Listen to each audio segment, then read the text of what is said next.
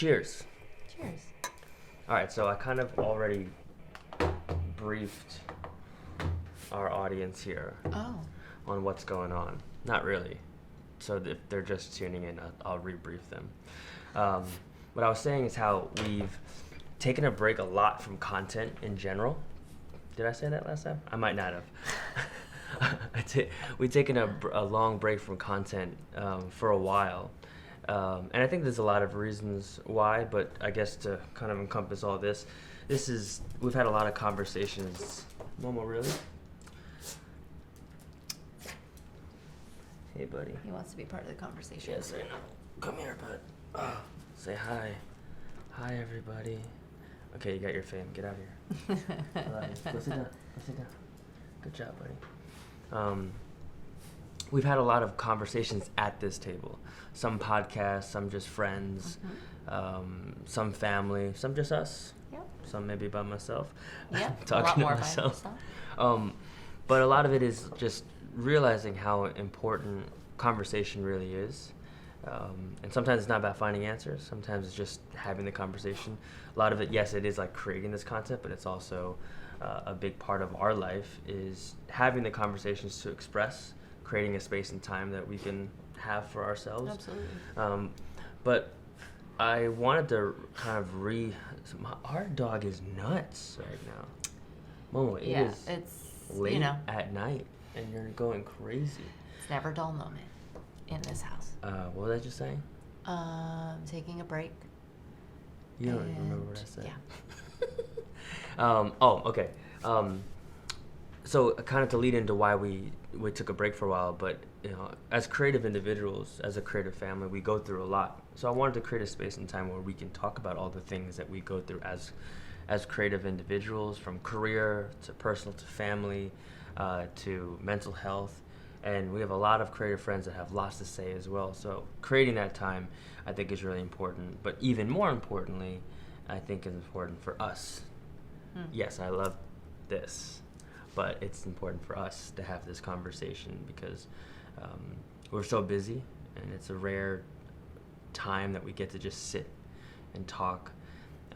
So it's like self-expression, it's venting, and it's just having some hubby and wifey time too.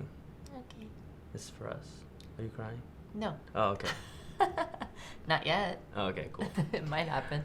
All right. So content-wise, yes, we took a break for a while, and I think there's a lot of reasons. And I guess I'll start with my piece. Okay. 2019, got laid off. Things were getting tight as far as schedules. There's a lot happening. And before we even stopped doing content necessarily and focus all of our attention towards creating content for people on our company, there's something else that happened, I think, and I don't think we realized it, which is I think that we became kind of burnt out from just other people. Yeah. Like, I mean, community leadership, church leadership, serving, always putting other people before ours. And I think it's natural. I think that's one reason that I love the person that you are, and vice versa. But I think that I realized that when we stepped down and stepped away from Heartway, which is our church that we were part leadership in, when I stepped away, I realized like how tired I was from community leadership. And I was like, I really need some time away. Yeah, because you went from drums leadership straight into Heartway leadership. And it wasn't just like figuring out like communally how to navigate it, just to kind of like moved up that rank. Right. I don't want to say faster than what was intended, because it was definitely intended. Right, yes. But I didn't realize how tired I was. And there's an aspect where maybe it's over dramatic in my mind, but I think I needed a break a long time ago. Yeah. Before we even talked about what a break looked like. And when we had the break, and not to say that we're happy about the pandemic, but the pandemic gave us a really good reason to take a break. To slow down. Where were you? What do you think that you were in that season as well? Well, I've been along the journey with you, and even prior to that, serving at another mega church, and then marrying you, and also helping lead drums, and then going from that to church as well.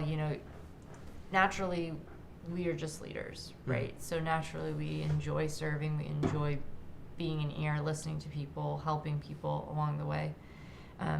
So that part of us, it's hard to kind of like stop sometimes.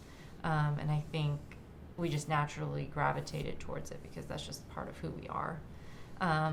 But it's almost like one of those relationships, where you end one and you go to the next one instead of taking a break and figuring out, what you want to do, how you want to do it, who you are, everything about your soul.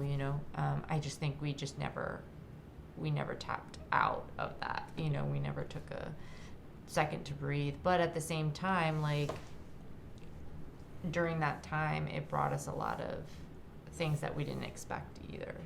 No, for sure. I mean, whenever you do anything for someone else, and it's a unselfish reason and purpose for something bigger and greater outside yourself, there's always a payoff there. There's always something amazing and wonderful to come out of it. But sometimes you can get consumed within that as much as you are trying to pour into others, you don't realize how empty you become. Right. And then you can no longer pour in, even though you're still doing the actions. Yeah. And you're still pouring, but nothing's coming out. Right. Because you're empty. And I hate to make it sound like over dramatic, like, oh, I was empty inside. But it's a lot more of, I never... You just didn't give yourself time. Yeah. To figure things out. I also think that there's like a process of, I don't want to use the word grieving, but there is this like area, I think, where maybe I skipped it when you... Transition? Yeah, in the transition. Yeah, I guess maybe you could use the word. Like when you transition from one aspect of leadership to another, one community to another, there is like a whole journey of refinding yourself in that community, but also like letting go of that other. And I don't know if you've ever felt this, but I've always felt at least within my dance career, because of my injuries, part of me didn't choose the role. Like the role chose me. Okay. And I just went with it, and not to be like too over philosophical, but I think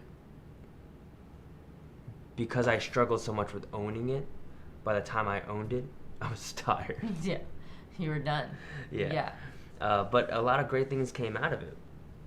But I also had this kind of borderline resentment towards it at the same time, if I'm honest, which is like focusing and concentrating so much on other people's life and their happiness and their well-being, and never taking care of your own. Never taking care of my... And I don't like burnout. I don't think it's healthy. I don't think anyone should ever do it. Right. But I also think sometimes you can become so over-consumed with the mission.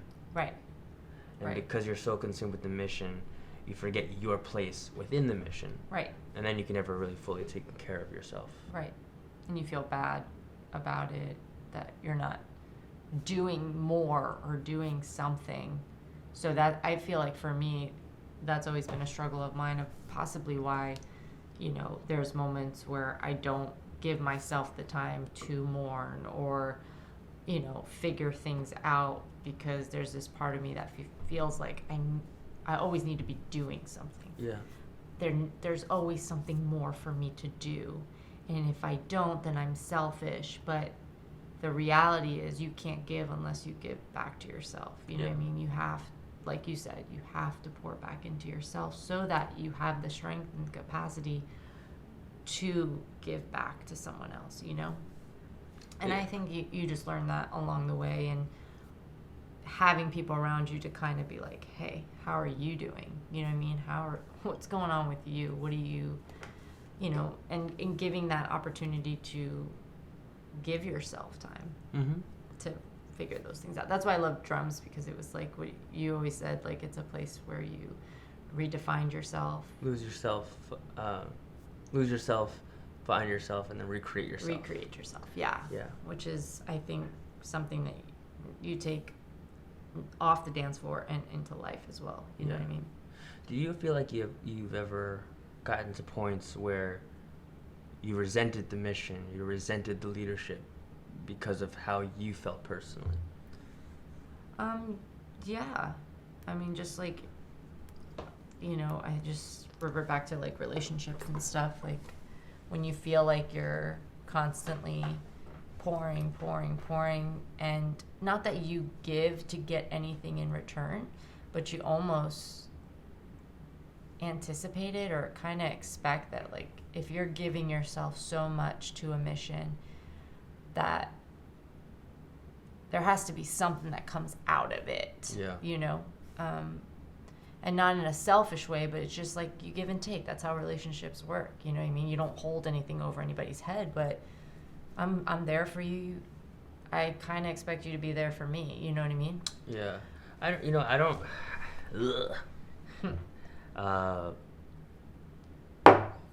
I don't want to say like that it's not a thing, because it definitely is a thing. Yeah. Part of me blames the religious circles and cultures. Part of me blames your society in itself. But when you're a teacher, your goal is to share knowledge, and your hope is to see your students or the people that you pour into surpass you. Right. And that's a beautiful thing. They always say a teacher is to give their students wings and give them a runway and just let them learn how to fly. Right. And I think it's a beautiful thing. But in like today's culture, and I'm not saying that teaching is bad. I think teaching is beautiful. I think that community leadership is beautiful. Communication is beautiful to an extent. I think what I'm getting at is like when you do it. Like if you're still a student and you're overly pouring into other people, like, when do you get to fly your wings? yes, and sometimes we're forced into it, and sometimes we're Right. natural born teachers, and I get that, and I don't regret that, and I don't resent that, but there's this part of me that wonders, because as it comes out, it sounds regretful, but it's not regretful. It's just a question, Yeah. more than anything. When I was doing community leadership, I was 19. Maybe earlier, like Right. really pouring into others and not so much myself. Mm-hmm. And then when I got injured, it just kind of was like, I'm already doing this. Let's just go. And then again, as a teacher, your goal and your life is so dedicated to others, and it's beautiful. Right. But then you get to like 25, 26, 27, and then you're watching your students, your flock fly away from you into greater and better things, and that is awesome. That is beautiful. But there is this part where you're like, I'm still young. Right. Why am I not flying? Right.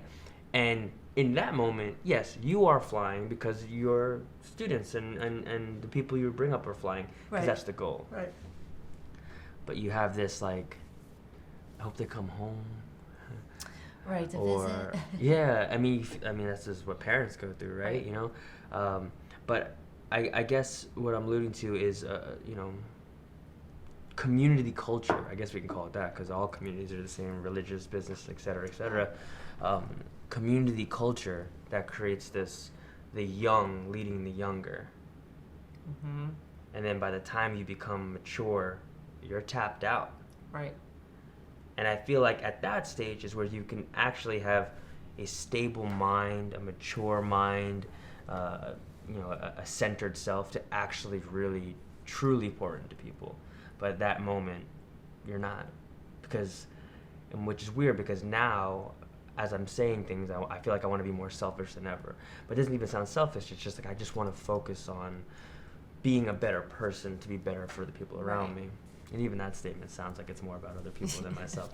But it gets very confusing on Yeah. what is what and what's the intention. And I don't want to be resentful, but you have this slight of feeling of resenting the very thing that built your character, which is mentorship, which is pouring into others, community leadership. And you love it. And we say it all the time, how much we miss it, Mm-hmm. and how much it's a part of us. And we'll get back on that train when the time is right. but I would be lying if I said I want to jump into it right now.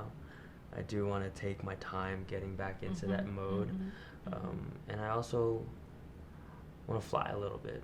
Absolutely. You know, and I've never really said that out loud because it sounds selfish, but I also think that it's important to be honest. Absolutely. Within the inner dialogue and also the exterior dialogue as well. I know that was a very lengthy question. Have you ever felt that way? Well, you know, this pandemic, I'm sure, for all of us, has definitely had you sit with yourself, your thoughts, everything, and face yourself. The things that are beautiful, but also the things that are not so beautiful. Yeah. You know, and you're kind of forced to do that. And so that's not a bad thing, because now you're learning more about yourself, things that make you tick, things that you're like, that doesn't sit well anymore. And I feel like it's a growth thing that happens, right? And so there's so many thoughts that go through my mind about, like, what if I did this, or what if I did that, or what if I do this differently, or why did this happen to me, or just struggle with so many different thoughts, you know, especially when you're alone with your thoughts. It's really hard to navigate sometimes unless someone pulls you out. But for me, on the journey with you and everything, it's been really ups and downs, you know what I mean? You like have these moments of like clarity of this is what the direction I want to go, this is what I want to do, and then something can happen and you're like second guessing yourself or that kind of stuff. But I think it's a beautiful thing when you could take time for yourself and to figure that out, because I just think about it in parenthood, in parenting, you know, when you become the best version of yourself, that's the best gift you can give your child. Absolutely. So, but that takes time. Yeah. And how is that going to happen unless you give it time? Yes. So I think that that's a necessity in growth, a necessity in life, in relationships. You need time to figure that out. And the people who really care will be there all the way through it all. Yeah. From the person you were to the person you're becoming to the person you are, like all those different stages. The people that are still with you, sticking it out, those are the people that you pour energy into. You know what I mean? I'm realizing that, as hard as that is, because I'm a people pleaser. I always have been. So it's been a lesson for me to learn, hardcore, and just being okay with not having a plethora of friends, but having a core group of friends that are family and that are willing to stick it out through the ups and downs, because things are going to continue to be happening in our lives, you know, good and bad. So I think the time that you give yourself to figure that stuff out will prepare you for whatever's to come and the person that you're becoming. I think if we just stay in one place and stagnant and not take the time to grow ourselves or take time for ourselves, then we're never going to fully be able to reach our capability and potential. But then we'll never be able to like inspire others and do what we love to do. Yeah. You know what I mean? So it's hard to say, because sometimes you're like, am I selfish for that? Yeah. But when you realize that you've done already so much for the community, then, you know what I mean? It's not like you were sitting on your butt doing nothing. Yeah. You know, you gave your time and everything, and it's not saying that you won't do it again. It's just saying, this is my season that I need to take care of this. Yeah. And that's very important, even health-wise, you know? Yeah. This all is connected. So if you're not taking care of this or this or this, then what good are you to anyone else? Yeah. I mean, it's sad to say, I don't think I would have if it wasn't for the pandemic. Mm-hmm. I mean, we took break off. Oh, there's the kid. I'll leave you with this. Take care of yourself. Take care. Our son just woke up, so. It's okay, give him a second. Yeah, he's going to start saying, Mommy. And he's going to But say. you can continue to keep talking. And he's going to say, take care of me.